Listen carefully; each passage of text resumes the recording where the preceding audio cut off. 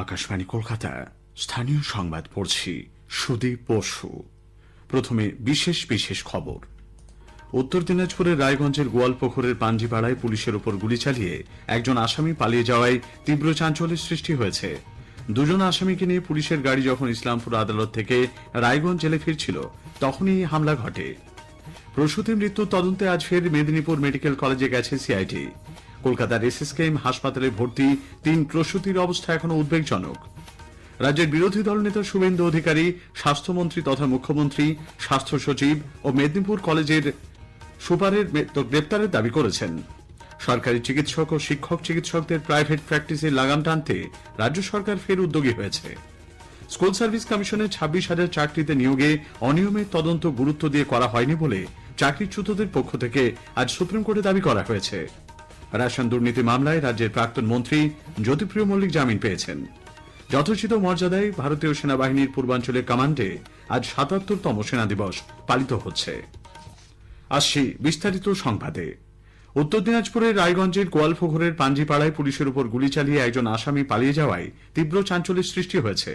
দুজন আসামিকে নিয়ে পুলিশের গাড়ি যখন ইসলামপুর আদালত থেকে রায়গঞ্জ জেলে ফিরছিল তখনই হামলা ঘটে। গুলিবিদ্ধ ২ পুলিশকর্মী নীলকান্ত সরকার ও দেবেন বৈশ্য দুজন আসামিকে নিয়ে আজ সন্ধ্যায় ইসলামপুর আদালত থেকে রায়গঞ্জে ফিরে যাওয়ার সময় কিছুক্ষণের জন্য পাঞ্জিপাড়ায় দাঁড়ায়। তখনই পুলিশের উপর হামলা হয় বলে আমাদের উত্তর দিনাজপুরের সংবাদদাতা জানিয়েছেন। আহত পুলিশকর্মীদের ইসলামপুর মহকুমা হাসপাতালে নিয়ে যাওয়া হয়। পরে সেখান থেকে তাদের উত্তরবঙ্গ মেডিকেল কলেজ হাসপাতালে রেফার করা হয়েছে। এ প্রসঙ্গে ইসলামপুর পুলিশ জেলা সুপার জবি থমাস জানিয়েছেন, কি করে এই ঘটনা ঘটল তা তদন্ত করে দেখা হচ্ছে। মেদিনীপুর মেডিকেল কলেজ হাসপাতালে প্রসূতির মৃত্যুর তদন্তে সিআইডি কর্তারা আজ ফের মেডিকেল কলেজে যান। এদিন দুপুরে হাসপাতালে হাজির হয়ে প্রথমে তারা মেডিকেলের কর্তাদের সঙ্গে কথা বলেন। পরে প্রসূতি ও শিশু বিভাগ মাতৃমাতে তদন্তে যান। মৃত মামনি রুই দাসের স্বামী ও পরিবারের লোকজনের সঙ্গেও তারা কথা বলেছেন। উল্লেখ্য, গত বুধবার মেদিনীপুর মেডিকেল কলেজ হাসপাতালে প্রসূতিদের অপারেশনের পর চিকিৎসা বিভ্রাটে মামনি রুই দাসের মৃত্যু হয়। আশঙ্কাজনক অবস্থায় ৩ জনকে কলকাতার এসএসকেএম হাসপাতালে ভর্তি করা হয়েছে। মেদিনীপুর মেডিকেল কলেজে নিম্নমানের স্যালাইন দেওয়ার কারণে অসুস্থ হয়ে পড়া ৩ প্রসূতির অবস্থা এখনো উদ্বেগজনক। এই মুহূর্তে তারা এসএসকেএম হাসপাতালে চিকিৎসাধীন। তবে মেডিকেল বোর্ডের পরামর্শ মেনে তাদের চিকিৎসা চলছে বলে হাসপাতাল সুপার মণিময় বন্দ্যোপাধ্যায় জানিয়েছেন। তিনি জানান, ওই প্রসূতিদের মধ্যে ২ জন সিসিইউ এবং ১ জন আইটিইউতে ভর্তি হয়েছেন। মেদিনীপুর মেডিকেল কলেজ হাসপাতালে প্রসূতি মৃত্যুর ঘটনার প্রেক্ষিতে সরকারি চিকিৎসক এবং শিক্ষক চিকিৎসকদের প্রাইভেট প্র্যাকটিসে লাগাম টানতে রাজ্য সরকার ফের উদ্যোগী হয়েছে। এদের মধ্যে যারা প্রাইভেট প্র্যাকটিস করতে চান তাদের ৩১শে জানুয়ারির মধ্যে নো অবজেকশন সার্টিফিকেটের আবেদন জানাতে রাজ্যের স্বাস্থ্য দপ্তর নির্দেশ দিয়েছে। পদ্ধতি মেনে তাদের রাজ্যের স্বাস্থ্য অধিকর্তা অথবা স্বাস্থ্য শিক্ষা অধিকর্তার কাছে আবেদন জানাতে হবে। বিজেপি প্রসূতি মৃত্যু এবং স্যালাইন কাণ্ডে রাজ্যের স্বাস্থ্যমন্ত্রী তথা মুখ্যমন্ত্রী, স্বাস্থ্য সচিব এবং মেদিনীপুর মেডিকেল কলেজের সুপারের বিরুদ্ধে আজ ইলেকট্রনিক্স কমপ্লেক্স থানায় অভিযোগ দায়ের করেছে। বিরোধী দলনেতা শুভেন্দু অধিকারীর উপস্থিতিতে বিধায়ক অসীম বিশ্বাস এই অভিযোগ দায়ের করেন। পরে সাংবাদিকদের প্রশ্নের উত্তরে বিরোধী দলনেতা স্বাস্থ্যমন্ত্রী, স্বাস্থ্য সচিব ও মেদিনীপুর মেডিকেল কলেজের সুপারকে গ্রেপ্তারের দাবি জানান। ইলেকট্রনিক্স কমপ্লেক্স পিএসএ আমরা এফআইআর করব। মমতা ব্যানার্জি স্বাস্থ্যমন্ত্রী, স্বাস্থ্য সচিব নারায়ণ স্বরূপ নিগম, মেদিনীপুরের সুপার ৩ জনকে অবিলম্বে গ্রেপ্তার করতে হবে। Mamata should resign and book. মমতাকে অ্যারেস্ট করতে হবে। পরে বিরোধী দল নেতার নেতৃত্বে বিজেপি বিধায়কদের প্রতিনিধি দল স্বাস্থ্য ভবনে গিয়ে আধিকারিকদের সঙ্গে দেখা করেন। এদিকে মেদিনীপুর মেডিকেল কলেজ হাসপাতালের ঘটনায় জুনিয়র ডাক্তারদের বলির পাঁঠা করা হচ্ছে বলে ওই হাসপাতালের রেসিডেন্ট ডাক্তারের সংগঠন তরফে অভিযোগ করা হয়েছে। অগণিত শূন্য পদ, দুর্নীতি থেকে নজর ঘোরাতেই জুনিয়র ডাক্তারদের উপর দোষারোপের চেষ্টা করা হচ্ছে বলে তাঁদের অভিযোগ। রাজ্যপাল সিভি আনন্দ বোস আজ পূর্ব বর্ধমানের আউশ গ্রামে আমার গ্রাম কর্মসূচিতে অংশ নেন। আদিবাসী অধ্যুষিত শোকাডাঙ্গা গ্রামে গিয়ে সেখানকার মানুষজনের সঙ্গে কথা বলেন তিনি। ঘুরে দেখেন তাদের তৈরি হস্তশিল্প সামগ্রীও। রাজ্যপাল বলেন, প্রধানমন্ত্রী আদিবাসীদের উন্নয়নে প্রতিশ্রুতিবদ্ধ। রাজ্যপাল হিসেবে মানুষের কল্যাণ নিশ্চিত করাই তাঁর কর্তব্য। স্কুল সার্ভিস কমিশনের ২৬,০০০ চাকরিতে নিয়োগে অনিয়মের তদন্ত গুরুত্ব দিয়ে করা হয়নি বলে চাকরিচ্যুতদের পক্ষ থেকে আজ সুপ্রিম কোর্টে দাবি করা হয়েছে। প্রধান বিচারপতি সঞ্জীব খান্না ও বিচারপতি সঞ্জয় কুমারের ডিভিশন বেঞ্চে আজ এই মামলা শুনানি হয়। চাকরি হারানো মামলাকারীদের আইনজীবীদের দাবি, তদন্তে যোগ্য এবং অযোগ্যদের আলাদা করা হয়নি, গুরুত্ব দিয়ে তদন্তও করা হয়নি। আইনজীবী মুকুল রোহতগির দাবি, আসল উত্তরপত্র বা ওয়েমার শিট এখনো পাওয়া যায়নি।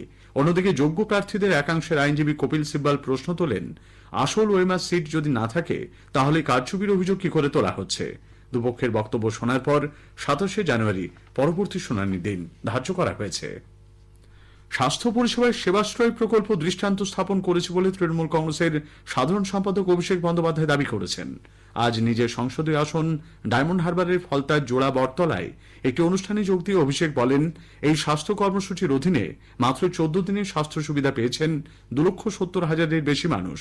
শুধুমাত্র ফলতাতেই গত 3 দিনে প্রতিদিন 13 থেকে 14,000 মানুষ শিবিরে এসেছেন। প্রতিদিন গড়ে 300 থেকে 350 জন সেবাশ্রয় শিবিরে প্রদত্ত পরিষেবা থেকে উপকৃত হয়েছেন। মেদিনীপুর মেডিকেলে নিম্নমানের স্যালাইন প্রয়োগে রোগী মৃত্যুর প্রেক্ষিতে রাজ্যের স্বাস্থ্য ব্যবস্থা নিয়ে বিরোধীদের যাবতীয় অভিযোগ খারিজ করে অভিষেক বলেন, দোষীদের উপযুক্ত শাস্তি দেবে রাজ্য সরকার। স্থানীয় সংবাদ শুনছেন আকাশবাণী কলকাতা কেন্দ্র থেকে। মহাকুম্ভের বছরেও সাগর মেলায় রেকর্ড মানুষের ভিড় হয়েছে বলে দাবি করেছে রাজ্য সরকার। আজ বিকেল 5টা পর্যন্ত 1,10,00,000 পুণ্যার্থী সাগরে সমাগম করেছেন বলে জানিয়েছেন মন্ত্রী অরূপ বিশ্বাস। একটি প্রতিবেদন। মহাকুম্ভের বছরেও সাগর মেলায় রেকর্ড মানুষের ভিড় হয়েছে বলে দাবি রাজ্য সরকারের। আজ বিকেল 5টা পর্যন্ত 1,10,00,000 পুণ্যার্থীর সমাগম হয়েছে বলে জানিয়েছেন রাজ্যের মন্ত্রী অরূপ বিশ্বাস। এবার এখনো পর্যন্ত দুর্ঘটনাহীন সাগর মেলা। আজ সকাল 6:58 পর্যন্ত মকর সংক্রান্তির পুণ্য যোগ থাকায় ভোর থেকে প্রচুর মানুষ পুণ্য স্নান সারেন। পরে কপিলমুনির আশ্রমে পুজো দিয়ে বাড়ির পথ ধরেন। আজ বিকেলের পর থেকে মেলা জুড়ে বিদায়ের সুর বেজে উঠেছে। মেলা মাঠে ভিড় পাতলা হয়েছে। সাগর মেলা দুটি বাস স্ট্যান্ডে পুণ্যার্থীদের ফেরার লাইন পড়েছে। কাকদ্বীপে লট নম্বর 8 সাগরের কচুবেড়িয়া দিয়ে ফিরে যাচ্ছেন পুণ্যার্থীরা। এবারের মেলায় মৃত্যু হয়েছে 6 জনের। এদিনও 2 অসুস্থ পুণ্যার্থীকে এয়ার লিফট করতে হয়। এবারের মেলায় আসা 15 লক্ষ পুণ্যার্থী বন্ধন অ্যাপসের মাধ্যমে নিজেদের ছবি দেওয়া রাজ্য সরকারের শংসাপত্র নিয়েছেন। মেলায় অপরাধের সঙ্গে যুক্ত থাকার অভিযোগে 895 জনকে গ্রেপ্তার করা হয়েছে। এবার সরকারিভাবে মেলা চলবে 17 জানুয়ারি পর্যন্ত। গৌতম মণ্ডল, আকাশবাণী সংবাদ, সাগর মেলা, দক্ষিণ 24 পরগনা। রেশন দুর্নীতি মামলায় রাজ্যের প্রাক্তন মন্ত্রী জ্যোতিপ্রিয় মল্লিক জামিন পেয়েছেন। ইডির মামলায় প্রাক্তন মন্ত্রীকে শর্তাধীন জামিন দিয়েছে আদালত। সূত্রের খবর, তদন্তকারী আধিকারিকদের সহযোগিতা, বিচার প্রক্রিয়ায় নিয়মিত উপস্থিত থাকা, সাক্ষীদের প্রভাবিত না করার মতো শর্ত রাখা হয়েছে। আমাদের সংবাদ শোনা যাচ্ছে ইউটিউব চ্যানেল আকাশবাণী সংবাদ বাংলা, ফেসবুক, ইনস্টাগ্রাম আকাশবাণী সংবাদ কলকাতা এবং এক্স হ্যান্ডেল AIR নিউজ কলকাতাতে। দক্ষিণ শহরতলির বাঘাযতীন এলাকার বিদ্যাসাগর কলোনিতে গতকাল 4 তলা একটি ফ্ল্যাট বাড়ি হেলে যাওয়ার ঘটনার পর আজ সকালে ফের কলকাতা পুরসভার পক্ষ থেকে সেটি ভাঙার কাজ শুরু হয়েছে। গতকালের পর আজও ঘটনাস্থলে যান স্থানীয় বিধায়ক, পুরসভার মেয়র পারিষদ দেবব্রত মজুমদার। বাম আমলে জলাও জমি ভরাট করে ফ্ল্যাট বাড়িটি বেআইনিভাবে নির্মিত হয়েছিল বলে তিনি অভিযোগ করেন। ওই বাড়ির 8 বাসিন্দা এবং লিফটিং এর দায়িত্বপ্রাপ্ত সংস্থার বিরুদ্ধে মামলা দায়ের করা হয়েছে। মালদার কালিয়াচকের নয়াবস্তি এলাকায় দুষ্কৃতী হামলায় এক তৃণমূল কংগ্রেস কর্মী হাসা শেখের মৃত্যুর ঘটনায় জড়িত সন্দেহে আজ একজনকে গ্রেপ্তার করা হয়েছে। ধৃত আমির হামজা ঘটনার অন্যতম অভিযুক্ত জাকির শেখের ঘনিষ্ঠ। ধৃত আমির হামজাকে আজ মালদা আদালতে তোলা হলে 10 দিনের পুলিশ হেফাজত হয়েছে। ৭৭তম আর্মি ডে বা সেনা দিবস স্মরণে ভারতীয় সেনাবাহিনীর পূর্বাঞ্চলীয় কমান্ডের প্রধান কার্যালয় ফোর্ট উইলিয়ামসে আজ এক বিশেষ অনুষ্ঠানের আয়োজন করা হয়। অনুষ্ঠানে ইস্টার্ন কমান্ডের GOC-NC lieutenant general Ramchandra Tiwari বিজয় স্মারকে পুষ্পস্তবক দিয়ে বীর শহীদদের প্রতি শ্রদ্ধা জ্ঞাপন করেন। এই উপলক্ষে সেনার 16টি ইউনিটকে chief of the army staff unit citation এবং 45টি ইউনিটকে GOC-NC eastern command unit citation প্রদান করা হয়েছে। 7ম জাতীয় নাট্যোৎসব শুরু হচ্ছে আগামী 18 জানুয়ারি, চলবে 26শে জানুয়ারি পর্যন্ত। রাজ্য সরকারি তথ্য সংস্কৃতি দপ্তরের মিনার্ভা নাট্য সংস্কৃতি চর্চা কেন্দ্রের উদ্যোগে মধুসূদন মঞ্চে এই উৎসবের সূচনা হবে। যাদবপুরের কিশোর ভারতী ক্রীড়াঙ্গনে আজ সন্ধ্যায় ISL এর ম্যাচে মোহামেডান স্পোর্টিং চেন্নাই NFC-র মুখোমুখি হয়েছে। শেষ পাওয়া খবরে চেন্নাই NFC 1-0 গোলে এগিয়ে রয়েছে।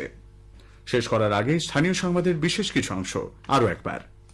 উত্তর দিনাজপুরের রায়গঞ্জের গোয়ালপুকুরের পাঞ্জিপাড়ায় পুলিশের উপর গুলি চালিয়ে একজন আসামি পালিয়ে যাওয়ায় তীব্র চাঞ্চল্যের সৃষ্টি হয়েছে।